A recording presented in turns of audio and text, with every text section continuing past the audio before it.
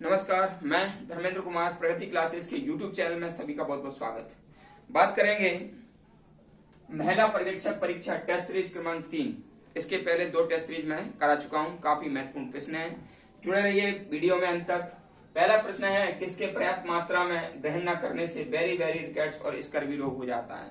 तो हमेशा ध्यान रखना, जो बेरी रोग होगा वो विटामिन B1 की कमी से होगा और जो रिकेट्स रोग होगा वो विटामिन डी की कमी से होगा और जो स्कर्वी रोग होगा वह विटामिन सी की कमी से होगा।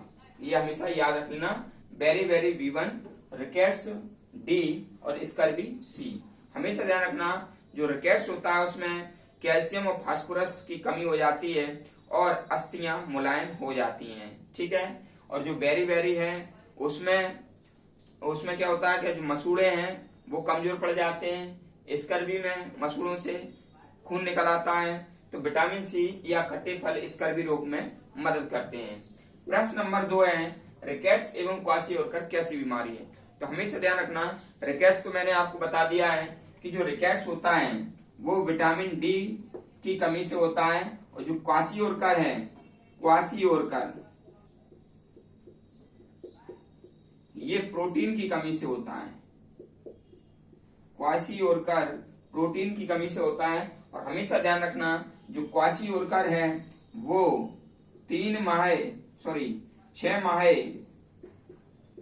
से 3 साल तक के बच्चों को होगा। 6 माह से 3 साल तक के बच्चों को ये होता है।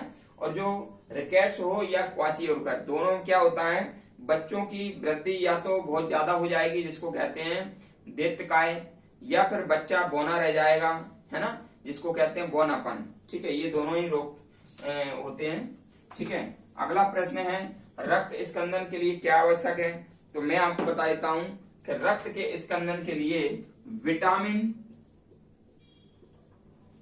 के बहुत ज्यादा महत्वपूर्ण है, ठीक है। और विटामिन के को कहते हैं नेप्थोक्विनोन,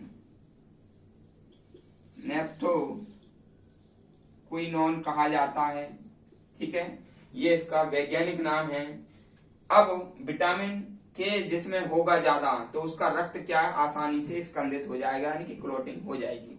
अगला प्रश्न है, विटामिन के का प्रयोग किसके निर्माण में किया जाता है। तो रक्त में जो प्रोथ्रोम्बिन होता है, प्रोथ्रोम्बिन का निर्माण होता है, का निर्माण विटामिन के द्वारा होता है, ठीक है ना। विटामिन के का निर्माण विटामिन के किस में मदद करेगा, प्रोथ्रोम्बिन में। और प्रोथ्रोम्बिन क्या करता है, रक्त का थक्का बनाता है, रक्त का थक्का बनाता है, हमेशा ध्यान रखना। और विटामिन के वसा में घुलनशील विटामिन है, ये वसा में घुलता है, वसा में घुलनशील है ये याद रख लेना। अगला प्रश्न देख लेते हैं,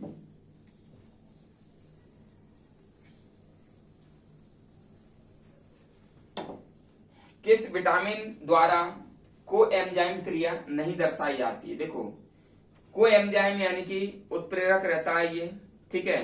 तो विटामिन ई जो होता है, विटामिन ई, तो ये कोएंजाइम क्रिया नहीं दर्शाता है। और विटामिन ई को कहते हैं टोकोफेरॉल कहा जाता है विटामिन ई को, और ये कोएंजाइम क्रिया को नहीं दर्शाता है। ये अंकुरित अनाज में पाया जाता है, अंकुरित अनाज में ये पाया जाता है। इसकी कमी से महिलाओं में बांझपन और पुरुषों में नपुंसकता रोग हो जाता है, ये हमको याद रखना है, ठीक है। अगला प्रश्न देख लेते हैं। अगला प्रश्न है, कौन सा विटामिन की कमी से कैल्शियम की कमी हो जाती है।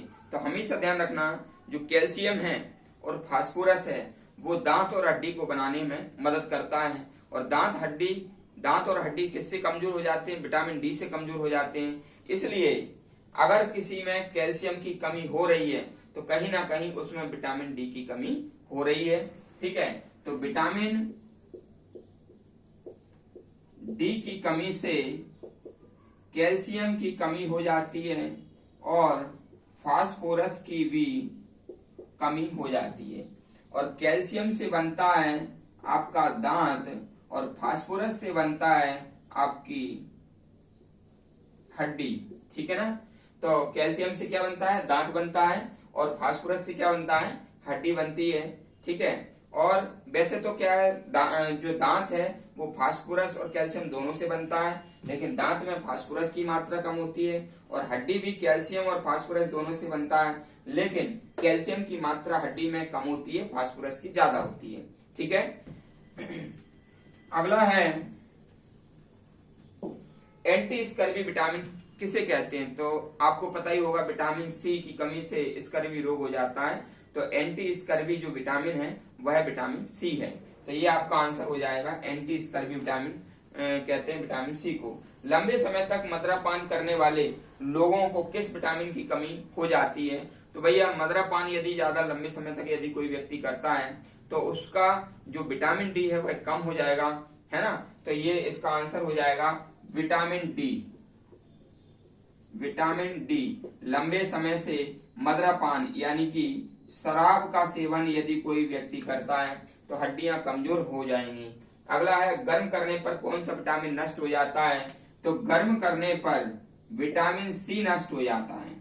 गर्म करने पर विटामिन सी नष्ट हो जाता है। और आखिरी क्वेश्चन है, मनुष्य के में मूत्र द्वारा निष्कासित कौन सा विटामिन है, तो भैया जो मूत्र का जो पीएच वैल्यू होता है वह होता है 6.0। ठीक है, मूत्र या यूरिन का पीएच वैल्यू ये होता है 6.0, तो ये अम्लीय होता है। ठीक है, और अम्ल होता है कैसा, खट्टा होता है, और खट्टा होता है तो विटामिन